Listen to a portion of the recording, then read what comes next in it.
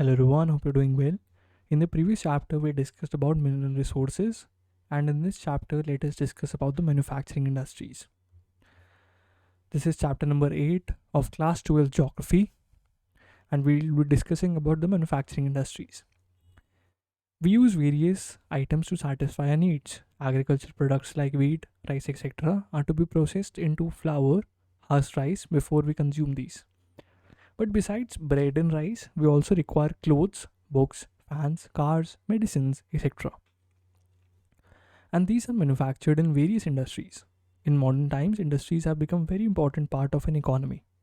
They provide employment to large labor force and contribute significantly with the national wealth slash income. Types of industries. Industries are classified in a number of ways on the basis of size, capital investment, and labor force employed. Industries are classified as large, medium, small scale, and cottage industries. On the basis of ownership, industries are categorized as public sector, private sector, and joint and cooperative sector. So, that is, public sector enterprise are government slash state owned controlled companies or corporations funded by governments. Industries of strategic and national importance are usually in the public sector. Industries are also classified on the basis of use of their products, such as basic good industries, capital good industries, intermediate good industries, and consumer good industries. Another method of classifying industries is on the basis of raw materials used by them. Accordingly, these can be agriculture based industries, forest based industries, mineral based industries, and industrially processed raw material based industries. Another common classification of industries is based on the nature of manufactured products. Eight classes of industries thus identified are: 1. Metallurgical industries, 2nd. Mechanical engineering industries, 3rd. Chemical and allied industries, 4th. Textile industry, 5th. Food processing industry, 6th is electricity generation, 7th is electronics, and 8th is communication industries. Sometimes you have to read about footloose industries. What are these, and have they any relationship with the raw material location or not? Location of industries. Can you guess the reasons for location of iron and steel industry in eastern and southern India? Why is there no iron and steel industry in UP, Haryana, Punjab, Rajasthan, and Gujarat? Location of industries is influenced by several factors like access to raw materials, power, market, capital, transport and labor, etc. Relative significance of these factors varies with time and place. There is a strong relationship between raw material and type of industry. It is economical to locate the manufacturing industries at a place where cost of production and delivery cost of manufactured goods is to consumers is the least. Transport costs to a great extent depend on the nature of raw material and manufactured products. A brief description of factors influencing the location of industries are given below. First is raw materials. Industries using weight losing raw materials are located in the regions where raw materials are located. Why are the sugar mills in India located in the sugarcane growing areas? Similarly, the locations of pulp industry, copper smelting, and pig iron industries are located near their raw materials. In iron and steel industries, iron ore and coal both are weight losing raw materials. Therefore, optimum location for iron and steel industries should be near raw materials sources. This is why most of the iron and steel industries are located either near coal fields, Bokaro, Durgapur, etc., or near sources of iron ore, Bhadravati, Bhilai, Rourkela. Similarly, industries based on perishable raw materials are also located close to raw material sources. Power.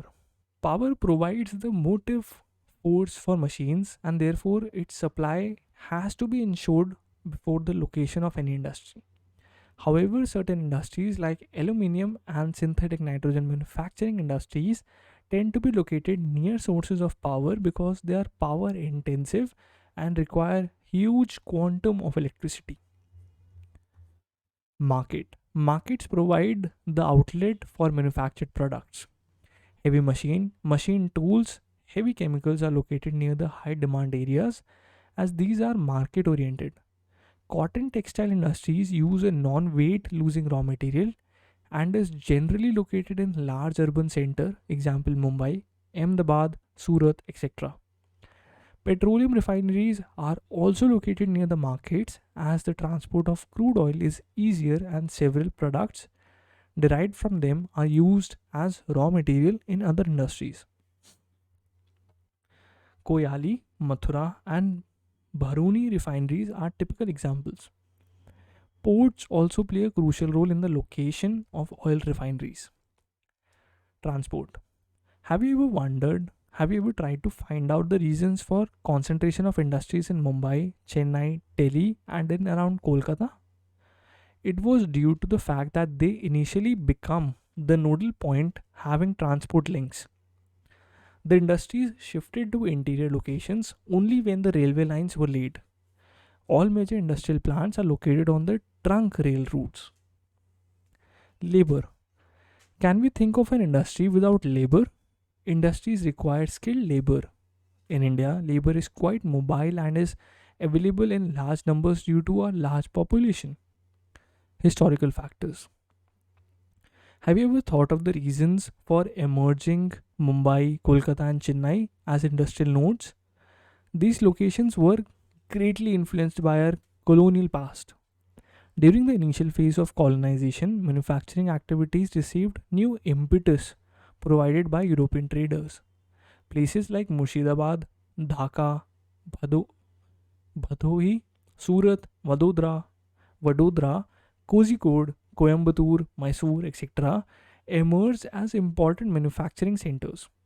In the subsequent industrial phase of colonialism, these manufacturing centers experienced rapid growth due to competition from the goods manufactured in Britain and the discriminatory policies of colonial power.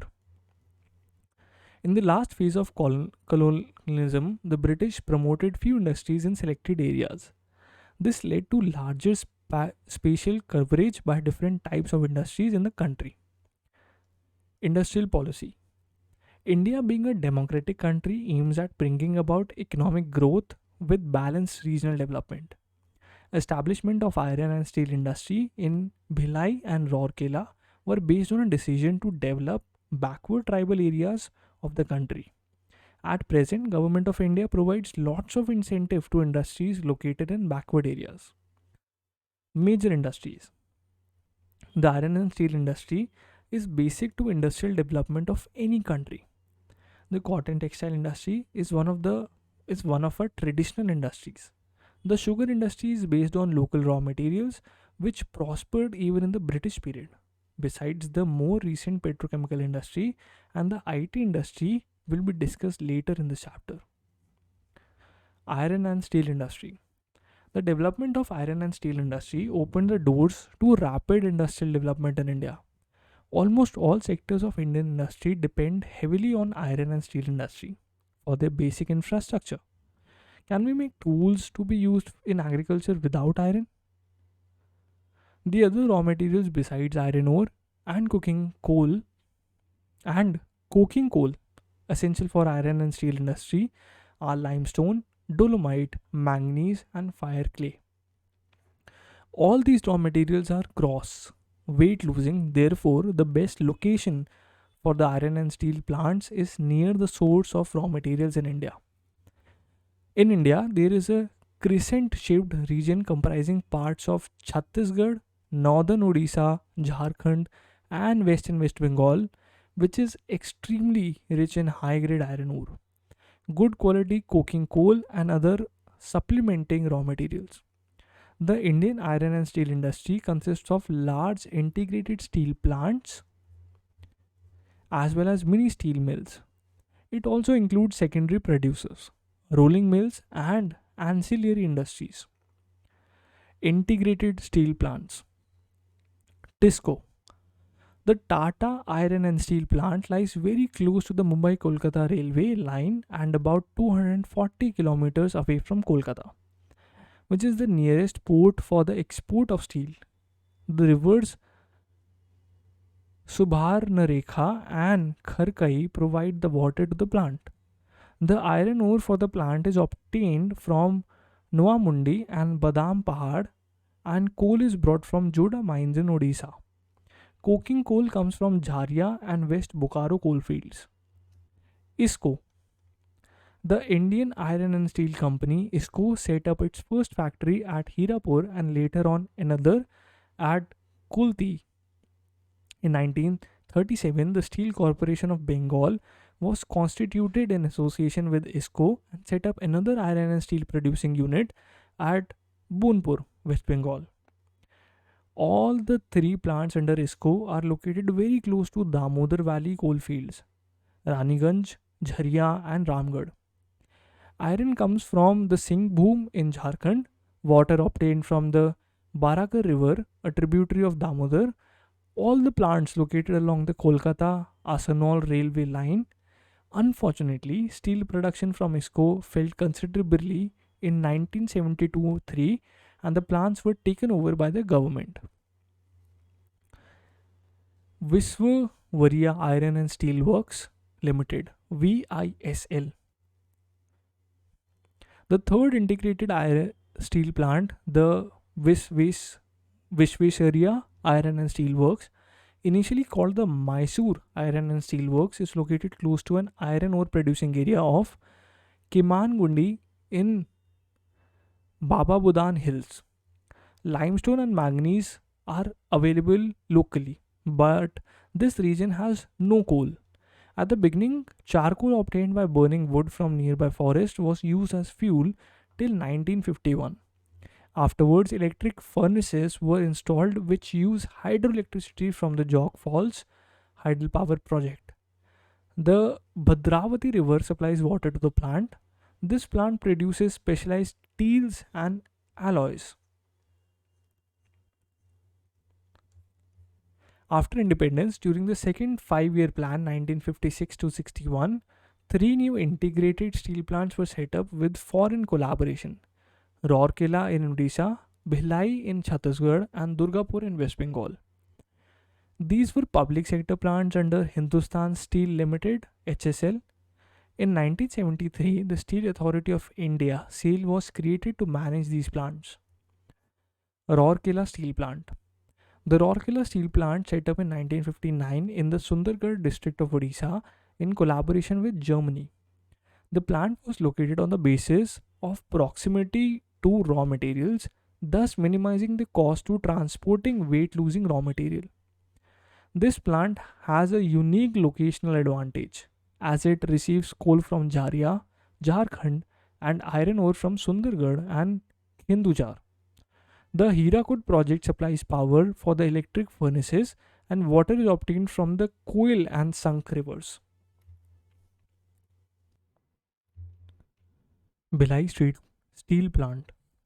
The Bhilai Steel Plant was established with Russian collaboration in the Durg district of Chhattisgarh and started production in 1959. Iron ore comes from Dadi Rajhara mine and coal from Korba Khargali coal fields. Water comes from the Tanduladam and the power from Korba thermal power station. This plant also lies on the Kolkata Mumbai railway route. The bulk of steel produced goes into the Hindustan shipyard at Vishakhapatnam. Durgapur Steel Plant. Durgapur Steel Plant in West Bengal was set up in collaboration with the government of United Kingdom and started production in 1962. This plant lies in the Raniganj and Jharia coal belt and gets iron from the Noamundi. Durgapur lies in the main Kolkata Delhi highway railway route.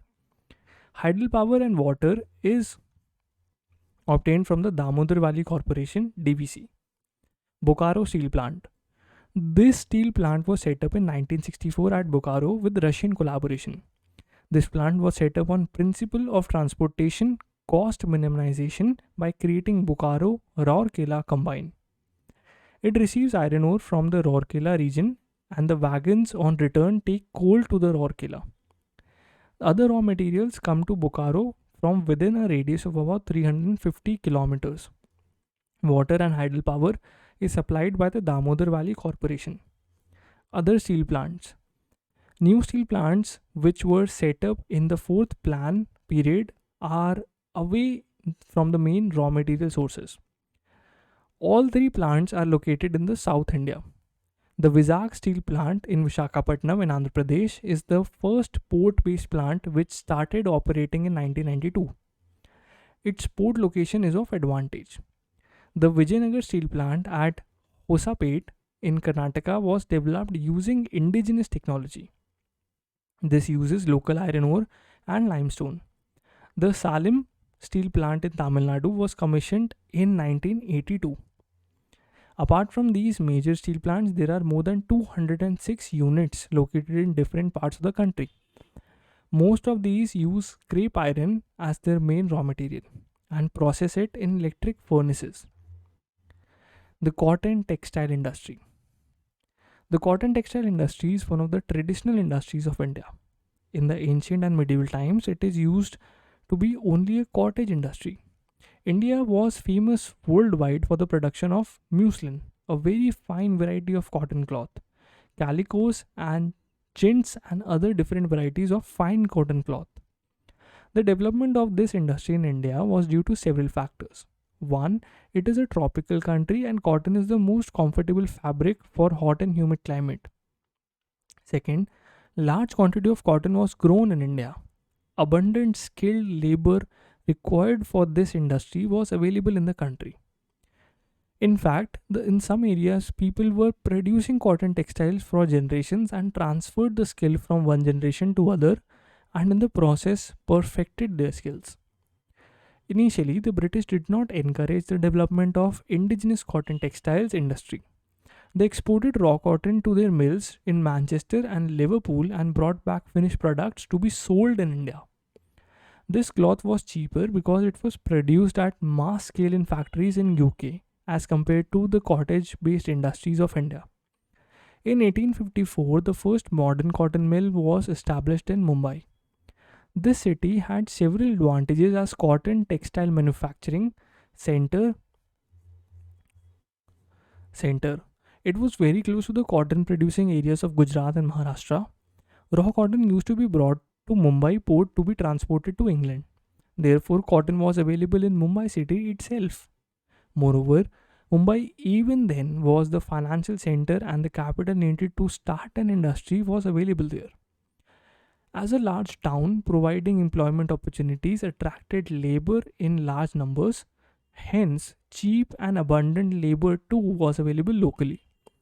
The machinery required for a cotton textile mill could be directly imported from England. Subsequently, two more mills, the Shahpur mill and the Calico mill, were established in Ahmedabad. By 1947, the number of mills in India went up to 423, but the scenario changed after partition, and this industry suffered a major recession. This was due to the fact that the most of the good quality cotton growing areas had gone to West Pakistan and India was left with 409 mills and only 29% of the cotton producing area. After independence, this industry gradually recovered and eventually flourished. The cotton textile industry in India can be broadly divided into two sectors: the organized sector and the unorganized sector. The decentralized sector includes cloth produced in handlooms, including khadi and power looms. The production of the organized sector has drastically fallen from 81% in the mid 20th century to only about 6% in 2000. At present, the power looms on the decentralized sector produce more than the handloom sector. Cotton was pure raw material which does not lose weight in manufacturing process. So other factors like power to drive the looms, labor, capital or market may determine the location of the industry. At present, the trend is to locate the industry at or close to the markets, as it is the market that decides what kind of cloth is to be produced. Also, the market for furnished products is extremely variable. Therefore, it becomes important to locate the mills close to the market. After the first mills were set up in Mumbai and Ahmedabad, In the second half of the 19th century, the cotton textile industry expanded very rapidly. The number of units increased dramatically. The Swadeshi movement gave a major impetus to the industry as there was a call for boycotting all British made goods in favor of Indian goods. After 1921, with the development of railway network, other cotton textile centers expanded rapidly. In southern India, mills were set up at Coimbatore, Madurai, and Bengaluru. In central India, Nagpur, Indore, Solapur, and Vadodara became cotton textile centers. Cotton textile mills were set up at Kanpur based on local investment. Mills were also set up at Kolkata due to its port facilities. The development of hydroelectricity also favored the location of cotton textile mills away from cotton producing areas. The rapid development of this industry in Tamil Nadu is the result of abundant availability of hydel powers for mills. Lower labor costs at centers like Ujjain, Bharuch, Agra, Hathras, Coimbatore, and Tirunelveli also cause industries to be located away from cotton producing areas. Thus, the cotton textile industry is located in almost every state in India, where one or more of the locational factors have been favorable. The importance of raw materials has given away to market to a cheaper local labor force, or it may be availability of power. Presently, the major centers of cotton textile industry are Ahmedabad, Bhiwani, Solapur, Kolhapur, Nagpur, Indore, and Ujjain. All these centers are the traditional centers and are located close to the cotton producing regions. Maharashtra, Gujarat, and Tamil Nadu are the leading cotton producing states. West Bengal, Uttar Pradesh, Karnataka, and Punjab are the other important cotton textile producers. Tamil Nadu has the largest number of mills and most of them produce yarn rather than cloth. Coimbatore has emerged as the most important center with nearly half the mills located there. Chennai, Madurai, Tirunelveli, Tuticorin, Thanjavur, Ramanathapuram, and Salem are other important centers. In Karnataka, the cotton textile industry has developed in cotton producing areas in the northeastern part of the state. Devangiri, Hubali, Ballari, Mysuru, and Bengaluru are important centers. The cotton textile industry is located in the cotton producing Telangana region, where most of the mills are spinning mills producing yarn. The important centers are Hyderabad, Secunderabad, Warangal in Telangana, and Guntur in Andhra Pradesh. In Uttar Pradesh, Kanpur is the largest center. Some of the other important centers are Modinagar, Hathras, Saharanpur, Agra, and Lucknow. In West Bengal, the cotton mills are located in the Hooghly region. Howrah, Sirampur, Kolkata, Shamnagar are the important centers. Production of cotton cloth increased almost 5 times since independence. Cotton textile has been facing tough competition from synthetic cloth. What are the other problems of cotton textile industry in India? Sugar industry. The sugar industry is the second most important agro-based industry in the country. India is the largest producer of both sugarcane and cane sugar and contributes about 8% of the total sugar production in the world. Besides, khanda, sari, and gur or jaggery are also prepared from sugarcane. This industry provides employment for more than 4 lakh persons directly and large number of farmers indirectly. Sugar industry is a seasonal industry because of the seasonality of raw materials. Development of the industry on modern lines dates back to 1903 when a sugar mill was started in Bihar. Subsequently, sugar mills were started in other parts of Bihar and Uttar Pradesh. In 1950 to 51, 139 factories were in operation. The number of sugar factories rose to 662 in 2010-11. Location of sugar industry. Sugarcane is a weight losing crop. The ratio of sugarcane sugar to sugarcane varies between 9 to 12% depending on its variety. Its sucrose content begins to dry during haulage after it has been harvested from the field. Better recovery of sugar is dependent upon it being crushed within 24 hours of its harvesting. Sugar factories hence are located within the cane producing regions.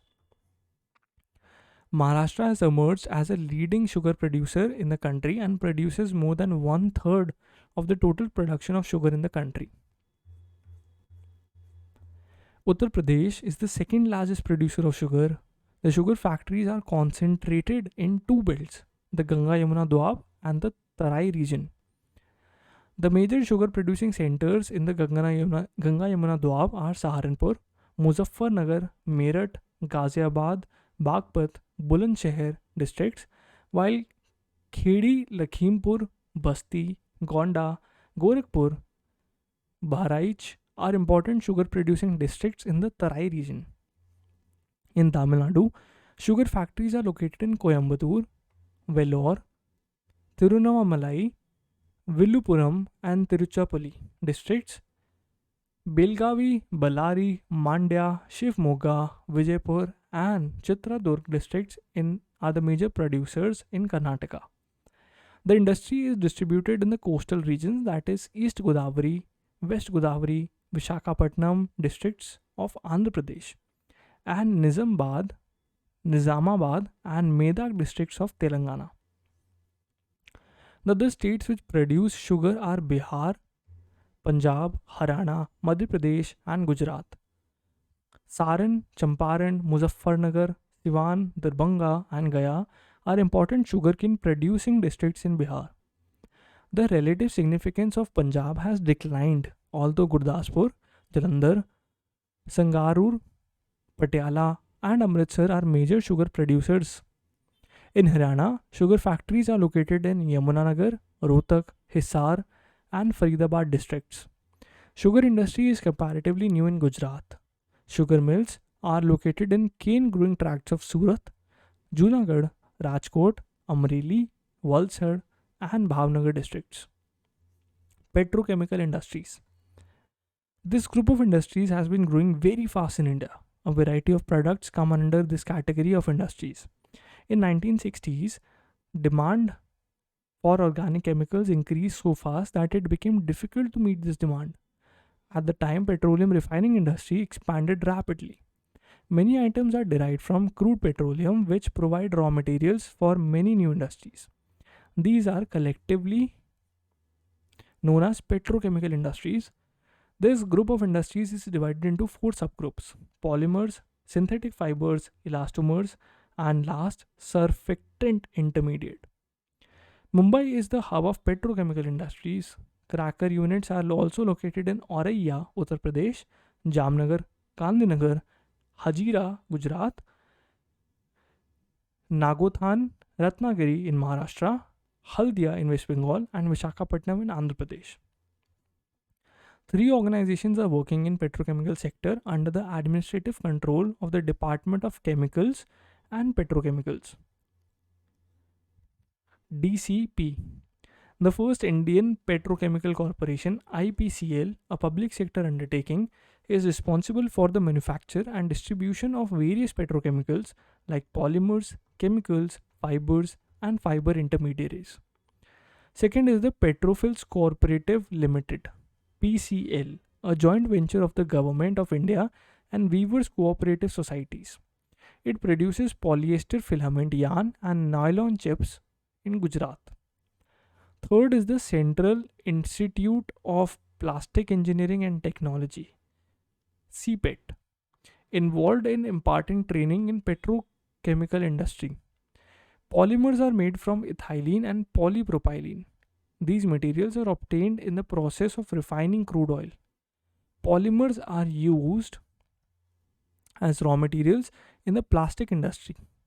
Among polymers, polyethylene is a widely used thermoplastic. Plastic is the first converted into sheets, powder, resin, and pellets, and then used in manufacturing plastic products. Plastic products are preferred because of their strength, flexibility, water and chemical resistance, and low prices. Production of plastic polymers started in India in the late 50s and in the early 60s using other organic chemicals. The National Organic Chemical Industries Limited (NOCIL), established in private sector in 1961, started the first naphtha-based chemical industry in Mumbai.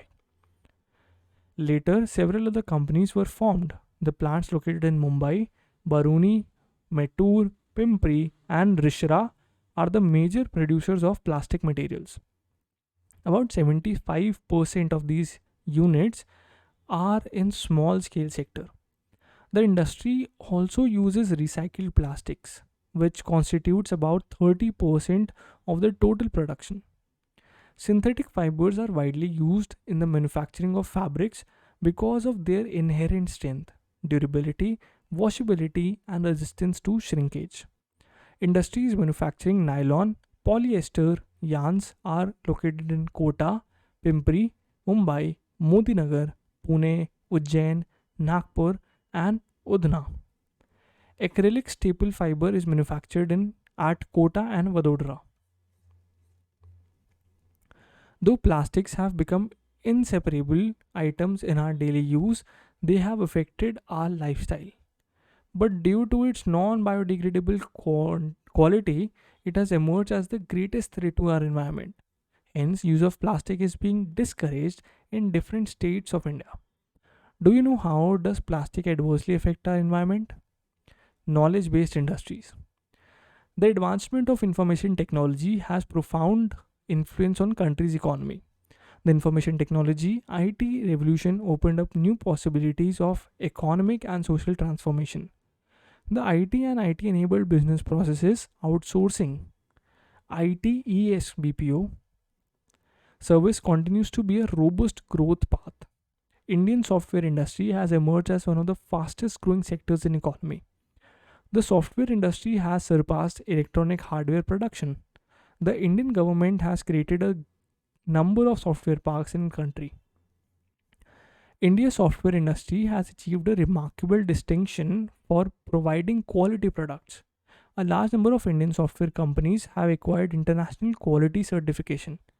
A majority of multinational companies operating in the area of information technology have either software development centers or research development centers in India.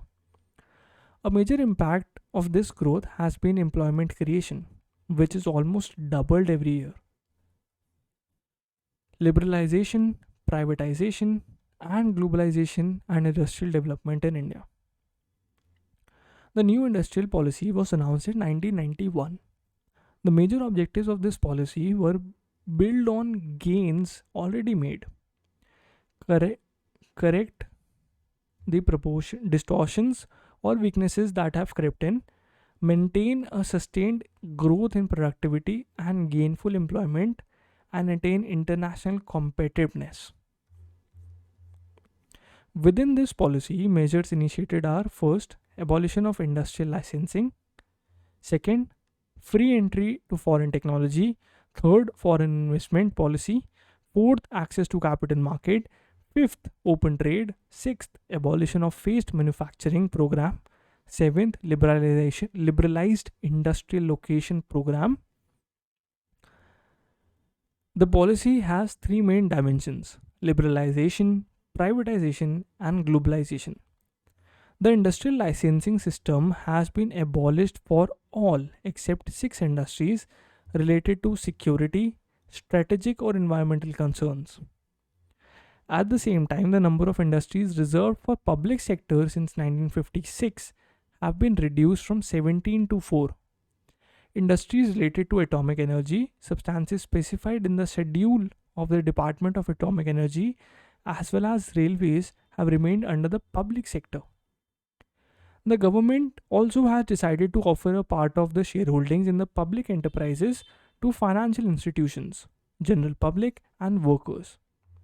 The threshold limits of assets has been scrapped, and no industry requires prior approval for investing in the delicensed sector. They only need to submit a memorandum in the prescribed format. In the new industrial policy, foreign direct investment (FDI) has been seen as a supplement to the domestic investment for achieving a higher level of economic development. FDI benefits the domestic industry as well as the consumers by providing technological upgradation, access to global managerial skills and practices, optimum use of natural and human resources, etc. Keeping all this in mind, foreign investment has been liberalized and the government has permitted access to an automatic route for foreign direct investment. The government has also announced changes in the industrial location policies.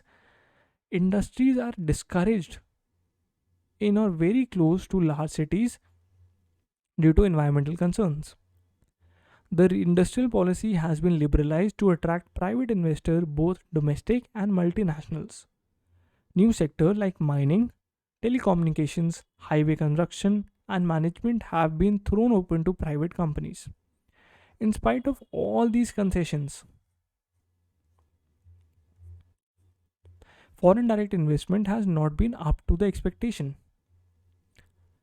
There has been a big gap between approved and actual foreign direct investment, even though the number of foreign collaborations is increasing. Larger parts of this investment have gone to domestic appliances, finance, service, electronics, and electrical equipment, and food and dairy products. Globalization means integrating the economy of the country with the world economy. Under this process, goods and services, along with capital, labor, and resources, can move freely from one nation to another.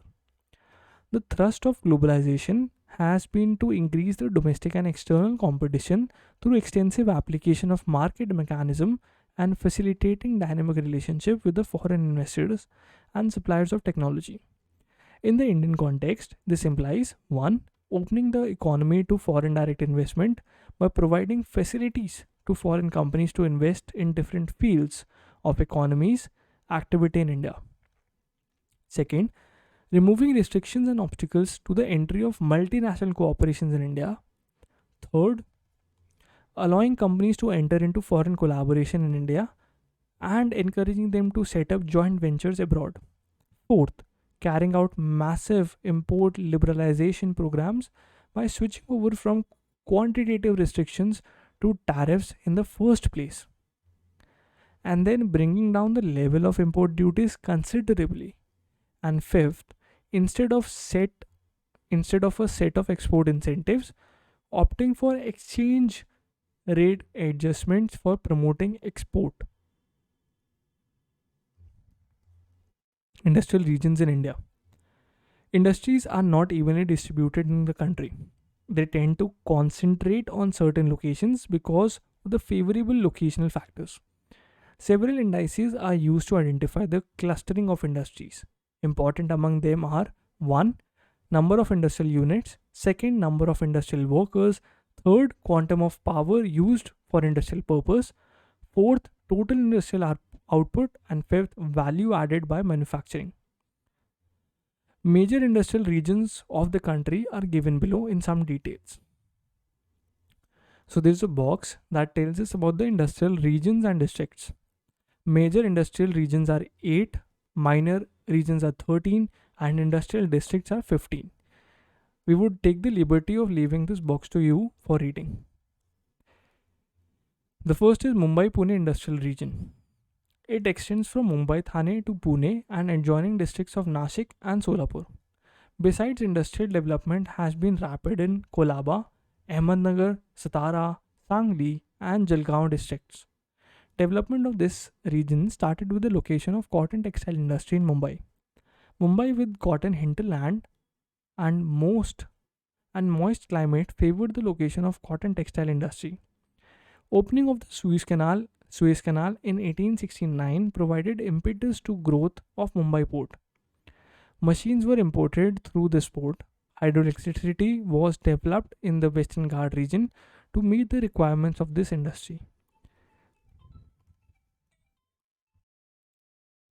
With the development of cotton textile industry, chemical industry also developed. Opening of the Mumbai High Petroleum Field and erection of nuclear energy plants added additional pull to this region. Besides, engineering goods, petroleum refining, petrochemicals, leather, synthetic and plastic goods, drugs, fertilizers, electrical shipbuilding, electronics, software, transport equipment, and food industries also developed. Important industrial centers are Mumbai, Kolaba, Kalyan, Thane, Trombay, Pune, Pimpri, Nashik, Manmad, Solapur, Kolhapur, Ahmednagar, Satara, and Sangli. These are all the most important areas in and around Maharashtra. Hooghly Industrial Region. Located along the Hooghly River, this region extends from Bansberia in north to Birla Nagar in south for a distance of about 100 kilometers. Industries also have developed in Mednipur in the west. Kolkata, Howrah, from the nucleus of this industrial region, historical, geographical, economic, and political factors have contributed much to its development. It developed with the opening of river port on Hooghly. Kolkata emerged as leading center for the country. Later, Kolkata was connected with interior parts by railway lines and road routes. Development of tea plantations in Assam and northern hills of West Bengal, the processing of indigo earlier and jute later, coupled with the opening of the coalfields of the Damodar Valley and iron ore deposits of the Chota Nagpur Plateau, contributed to the industrial development of the region. Cheap labor available from thickly populated parts of Bihar, eastern Uttar Pradesh, and Odisha also contributed to its development. Kolkata, being the capital city of British India 1773 to 1911, attracted the British capital. The establishment of first jute mill at Rishra in 1855 ushered an era of modern industrial clustering in this region. The major concentration of jute industry is at Howrah and Bhatpara, Bhatapara. The partition of the country in 1947 adversely affected this industrial region. Cotton textile industry also grew along with jute industry. Paper, engineering, textile machinery, electrical, chemical, pharmaceuticals, fertilizers, and petrochemical industries have also developed within this region. Factory of the Hindustan Motors Limited at Konnagar and diesel engine factory at Chittaranjan are landmarks of this region. Location of petroleum refinery at Haldia has facilitated the development of a variety of industries. Important industrial centers of this region are Kolkata, Howrah, Haldia, Sirampur, Rishra, Shibpur, Nehati, Kakinara, Shamnagar, Titagarh, Sodepur, Bhuj, Birlanagar, Bansberia, Belugriya, Triveni, Hooghly, Belur, etc. However, industrial growth of this region has slowed down in comparison to other regions. Decline of the jute industry is one of the other reasons. Bengaluru Chennai Industrial Region. This region witnessed most rapid industrial growth in post-independence period. Till 1960s, industries were confined to Bengaluru, Salem, and Madurai districts, but now they have spread over all the districts of Tamil Nadu except Villupuram since this region is away from the coalfields. Its development is dependent on the Paikara hydroelectric plant which was built in 1932. Cotton textile industry was the first to take roots due to the presence of cotton growing areas. Along with cotton mills, loom industry spread very rapidly. Several heavy engineering industries converged at Bengaluru. Aircraft, HAL, machine tools, telephone HTL, Hindustan Telephone Limited, and Bharat Electronics are industrial landmarks of this region. HAL stands for HAL is Hindustan Aeronautics Limited. Important industries are textiles, rail wagons, diesel engines, radio, light, engineering goods, rubber goods, medicines, aluminium, sugar, cement, glass, paper, chemicals, film, cigarette, matchbox, leather goods, etc. Petroleum refinery at Chennai, iron and steel plants at Salem, and fertilizer plants are recent developments. Gujarat industrial area. The nucleus of this region lies between Ahmedabad and Vadodara, but this region extends up to Valsad and Surat in the south and to Jamnagar in the west. Development of this region is also associated with the location of the cotton textile industry since 1860s. This region became an important textile region with the decline of cotton textile industries at Mumbai. Located in cotton growing area, this region has double advantage of the proximity of raw materials as well as of market. The discovery of oil fields led to the establishment of petrochemical industries around Ankleshwar, Vadodara, and Jamnagar. The port at Kandla helped in rapid growth of this region. Petroleum refinery at Koyali provided raw materials to host of petrochemical industries.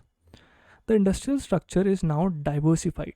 Besides the textile, cotton, silk, synthetic fabrics, and petrochemical industries, other industries are heavy and basic chemicals. Motor, tractor, diesel, engines, textile, machinery, engineering, pharmaceuticals, dyes, pesticides, sugar, dairy products, and food processing. Recently, largest petroleum refinery has been set up at Jamnagar. Important industrial centers of this region are Ahmedabad, Vadodara, Bharuch, Koyali, Anand, Kheda, Surendranagar, Rajkot, Surat, Valsad, and Jamnagar. Chota Nagpur region. This region extends over Jharkhand, northern Odisha, and western Bengal and is known for heavy metallurgical industries. This region owes its development to the discovery of coal in the Damodar Valley and metallic and non metallic minerals in Jharkhand and northern Odisha. Proximity to the coal, iron ore, and other minerals facilitated the location of heavy industries in this region. Six large integrated iron and steel plants at Jamshedpur, Burnpur Kulti, Durgapur, Bokaro, and Rourkela are located within this region. To meet the power requirement, thermal and hydroelectric plants have been constructed in the Damodar Valley. Densely populated surrounding regions provide cheap labor, and Hooghly region provides vast market for its industries. Heavy engineering, machine tools, fertilizers, cement, paper, locomotives, and heavy electricals are some of the important industries in this region. Important centers are Ranchi, Dhanbad, Chaibasa, Sindri, Hazirabad, Jamshedpur, Bokaro, Rourkela, Durgapur, Asansol, and Dalmia Nagar. Vishakhapatnam, Guntur region. This industrial region extends from Vishakhapatnam district to Kurnool and Prakasam districts in the south. Industrial development of this region hinges upon Vishakhapatnam and Machilipatnam ports and developed agriculture and rich reserves of minerals in their hinterlands. Coalfields of the Godavari basin provide energy. Shipbuilding industry was started at Vishakhapatnam in 1941. Petroleum refinery based on imported petroleum facilitated the growth of several petrochemical industries. Sugar, textile, jute, paper, fertilizer, cement, aluminium, and light engineering are principal industries of this region. One leading one lead zinc smelter is functioning in the Guntur region. Iron and steel plant at Vishakhapatnam uses the Belladilla iron ore. Vishakhapatnam, Vijayawada, Vijayanagar, Rajahu Mundri, Guntur, Elluru, Kurnool are the important industrial centers. Gurugram, Delhi, Meerut region. Industries located in this region have shown very fast growth in the recent past. This region is located far away from the mineral and power resources, and therefore the industries are light and market oriented. Electronics, light engineering, and electrical goods are major industries of this region. Besides, there are cotton, woolen, and synthetic fabrics, hosiery, sugar, cement, machine tools, tractor, cycle, agricultural implements, chemical, and vanaspati industries which have developed on large scale. Software industries is a recent addition. To the south lies the Agra Mathura industrial area, which specializes in glass and leather goods. Mathura, with an oil refinery, is petrochemical complex. Among industrial centers mentioned to be made of Gurugram, Delhi, Faridabad, Meerut, Modinagar, Ghaziabad, Ambala, Agra, and Mathura. Kollam Thiruvananthapuram region. This industrial region is spread over Thiruvananthapuram, Kollam, Alvai, Ernakulam, Alpuza districts. Plantation, agriculture, hydropower provide industrial base to this region. Located far from the mineral belt of the country, agricultural products processing and market oriented light industries predominate the region. Among them, cotton textile, sugar rubber, matchbox, glass, chemical fertilizer, and fish based industries are important. Food processing, paper, coconut, coir products, aluminium, and cement industries are also significant. Location of petroleum refinery at Kochi has added a vista of new industries to this region. Important industrial centers are Kollam, Thiruvananthapuram, Alluva, Kochi, Alpuza, and Pulanur. And with this, we end the chapter on industries. Thank you everyone for tuning in. I understand this was a long chapter, but the questions in the previous year exams have been also from this chapter as well.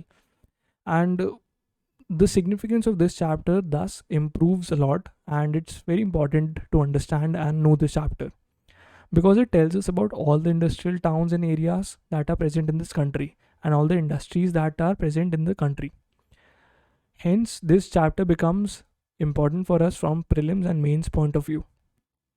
All the regions, all the industrial belts, the major minerals that are present, all of them become really important for us to understand. And it was a long video. I hope you guys enjoyed it. Thank you for staying and staying this long, and all the best for exams. Do like and subscribe and do share the video as well, please. Thank you so much, everyone, and all the best.